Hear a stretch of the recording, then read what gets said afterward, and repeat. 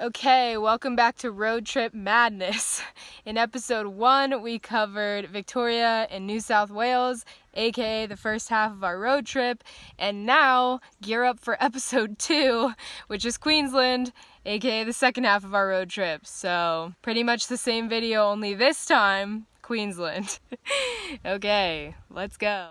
From Byron, we moved on to the Gold Coast. We were really impressed with the Gold Coast. We hadn't heard much about it, but it's actually a really cool place. We got some amazing Indian food there. But in addition to the amazing Indian food, the beach is really stunning and the town is actually really cool. Caroline and I got to go out in Surfer's Paradise that night. Everybody says Surfer's Paradise is like the bomb. It was really fun. At this point, we were just hitting city after city after city. So of course, next up was Brisbane.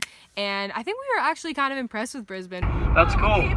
We weren't really expecting Brisbane to be like anything really because we hadn't heard much about it, but we did some really cool things. The museums were free, so we got to go to the Art and Science Museum, and in addition, Brisbane has this cool lagoon just like right across from downtown, so you can just view downtown, and it's just this big public lagoon. So we went swimming in there for a bit and just had kind of a cool day in Brisbane. Ended up getting Malaysian food for dinner, and we all really enjoyed Brisbane a lot. Then it was time for something we were all looking forward to for a long time, because other than the one koala sanctuary we went to, we only went to that one because it was free. We refused to go to any animal parks, any zoos, any sanctuaries, because we were waiting for the Australian Zoo, which is the home of Steve Irwin and the Irwin family, and just known to be like the place to see Australian animals, and so we were so excited about it. These are my crocodile hunters. We got to see otters. They were doing cool performance tricks with them. We arrived right when they were doing a show with the otters. Caroline got to hold this weird iguana looking thing. I'm not 100% sure what it was, but it was still super cool that they were letting her hold it. I got to pet a koala. As I said, I became obsessed with koalas, and this was one of my highlights. They are so soft, so soft. And then we went to the best part of the entire zoo, in my opinion, which is this big kangaroo enclosure sanctuary thing, and they're so used to humans that they'll come and eat out of your hand. We got kangaroos eating out of our literal hands. It was so cool. And in addition, this one that was eating out of our hands had a joey in its pouch. You could see the foot coming out of its pouch. It's so cool. I think Nathan was a little less impressed with the kangaroos, but still super cool experience. How can you go to the Australia Zoo without seeing a crocodile? Obviously, we had to go see the crocodiles, and we watched one of the crocodile shows, I guess, that Steve Irwin had started, and then we got to see some more koalas. I can't stop with the koala footage because I just love them so much.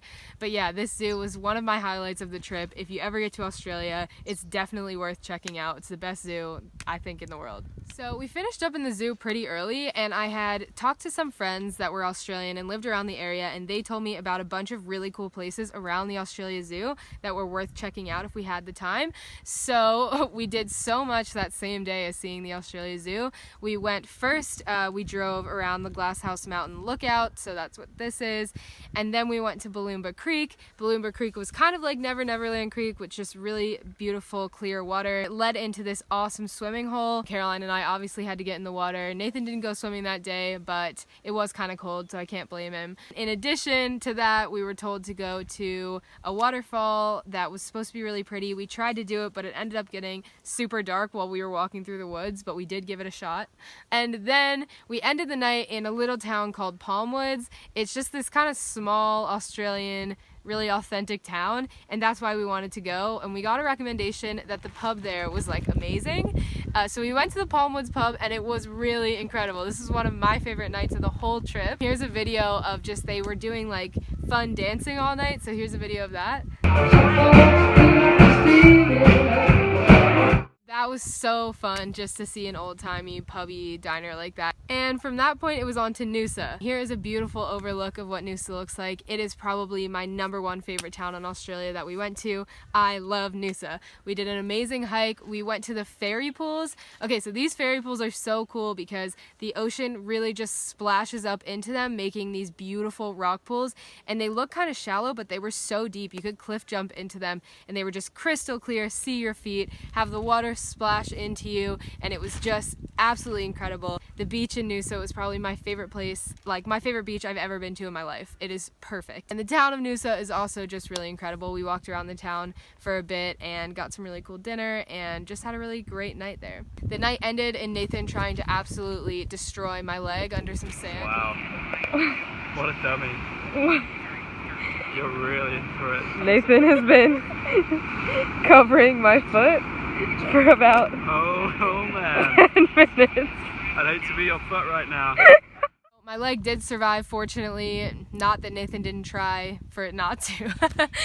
But then it was on to Rainbow Beach. We got it in kind of a gloomy day, so it doesn't look super rainbow, but you can kind of tell why they do call it Rainbow Beach. It had beautiful red rocks and blue ocean and white sand, so you definitely get the name, but it was kind of gloomy that day, so it was hard to really get the full experience, I think. And at this point, we entered crocodile territory. So this was the first creek we found that we were like, if there was gonna be a crocodile anywhere, there would be one here. And we kind of became obsessed after that point of every creek and like body of water we saw being like, a croc definitely lives there. I can just feel it. Like, we had no clue really, but anyway, we thought we were crocodile hunters the whole time. At this point in the road trip, I became obsessed with the cha-cha slide. I can't say I regret it, but I can say that I think I pissed off Nathan and Caroline a lot of times playing it in the car. Right foot, let's stop. Left foot, let's stop. Cha-cha, real smooth. Turn it out. I mean, can you blame me? It's a jam. This next day, we tackled, I believe, 8 hours of driving in one day. The only thing keeping us sane was some coke, as displayed by Caroline. She is dad. That night, after driving for a really long time, we ended up camping in someone random's backyard, really. And the next morning, obviously, continuing our tradition of eating cereal in parking lots. This morning was particularly funny because we were literally in like a supermarket parking lot, just eating our cereal out of the back of Lorna. But you gotta do what you gotta do, okay? Here we are in a parking lot. Living life. Next up, we went to Airlie Beach. It is so gorgeous there, this really beautiful sailing town, and it's right at the entrance of the Whitsundays, and we decided to treat ourselves and stay in a hostel that night. It was really cool. It kind of looked like a bungalow, which was awesome, and obviously Caroline and I had to go experience the nightlife there. Unfortunately, kind of disappointed us because they played the Cotton Eye Joe.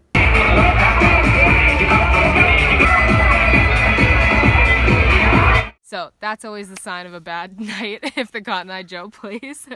Anyway, Caroline and I decided to catch a boat out of Airlie Beach to go see the Whitsunday Islands. Unfortunately, Nathan couldn't come with us, but it was still a really incredible experience. We got to go scuba diving there. The water on the Whitsunday Islands is the most beautiful water I have ever seen in my life. It is absurd. It's just literally like if you poured your water bottle water in Maiden Ocean and put the most beautiful sand you could ever think of in your life into the ground, and that was your beach. Just so incredible to see it, and I understand why it's such an iconic place in Australia now. From there, we decided to go to Magnetic Island, which is right off of Townsville in Queensland. We decided to do that one because it was much cheaper to go see Magnetic Island than it was to go to Fraser Island, which is something we really wanted to do but just couldn't budget for at the time.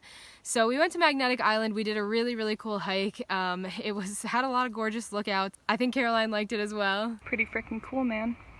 But my favorite part of this hike was that we saw a wild koala, like an actual koala in its actual habitat, just chilling out in this tree, and it was incredible. Like, my heart literally starts hurting when I think about koalas, and we got to see that one in the actual wilderness. So Magnetic Island had a lot of really beautiful beaches and a lot of really stunning lookouts. You can't really actually go into the water there though for fear of the poisonous jellyfish. Gotta love Australia. We were all getting really frustrated not being able to swim because the farther north we got, the hotter it got, and we just wanted to go in the ocean, but the farther north you go, the more dangerous it is to swim in the oceans. So we were all getting a little frustrated at this point. So then we went to a waterfall. Look at this waterfall.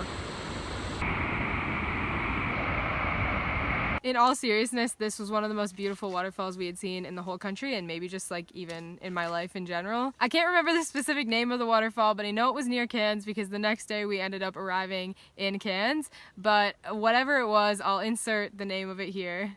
Something else that happened there, on the same vein of just having really weird conversations the whole time because you've got to get creative on a month-long road trip stuck with the same 3 people.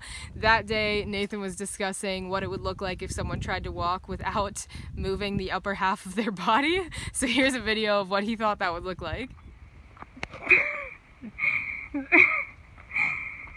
Really just kind of looks like he's pooping himself. So we showed up in Cairns that night.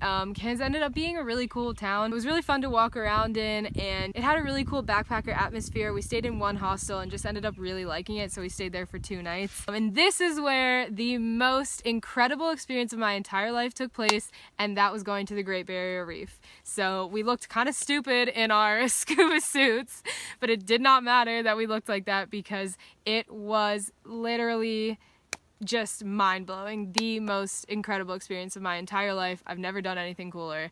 The water is just, as you can tell, so blue and beautiful, and I think I saw like every single color of fish imaginable. The coral is just like huge and crazy, and it's like nothing you've ever experienced in your life. If there is anything you do while in Australia, it should be go to the Great Barrier Reef, because it was just like absurd. It was just, I can't get over it. It was mind-blowing. And a cool story about that is on the boat ride back into Cairns, Nathan and I saw a shark in the water. We didn't actually get to see one while we were swimming, but we were just sitting on the edge of the boat talking, looking out at the water, and I see this mass from back there, and I'm kind of looking at it like, what is that? And the boat was going kind of fast, and all of a sudden, like the perfect shape of a shark, and a big one, like it looked really big, passed us by, and we were both like, oh my god, and then looked at each other and we're like, did we just see a shark?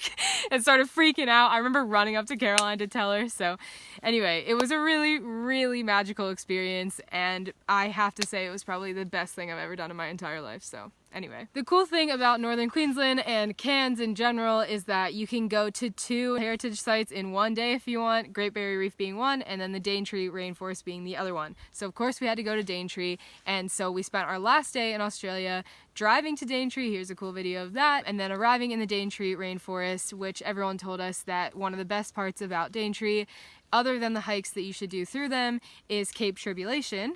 So we went to Cape Tribulation, gorgeous as you can tell, but big crocodile territory as well up in Daintree. So we were just like, what's the point of this beautiful beach? You can't even go swimming. And then we remembered that beaches aren't meant for humans to go swimming in. But anyway, Cape Tribulation is gorgeous. It's a really interesting dynamic of like rainforest, mountain, and beach all converging in one place. And then we did this really gorgeous hike through Daintree, and I think one of the most like spectacular things about that hike were these huge fern tree things that we just were like taken aback by, and then started driving back into Cairns because we had to fly out of Cairns the next morning. I flew back to Sydney. Caroline flew to Melbourne to stay in Melbourne for a few days because she didn't get to see it in the beginning of the trip, and Nathan ended up flying all the way back home that next day to end our road trip. It was one of the coolest experiences I've had thus far in my short life, and magical to see this really awesome country and to go through it with people that I love. So that was our month-long road trip. We got it in right under the wire before coronavirus really took off. I feel really grateful for that. So thanks for a great time. Thanks for putting up with me, guys. Here's to more adventures.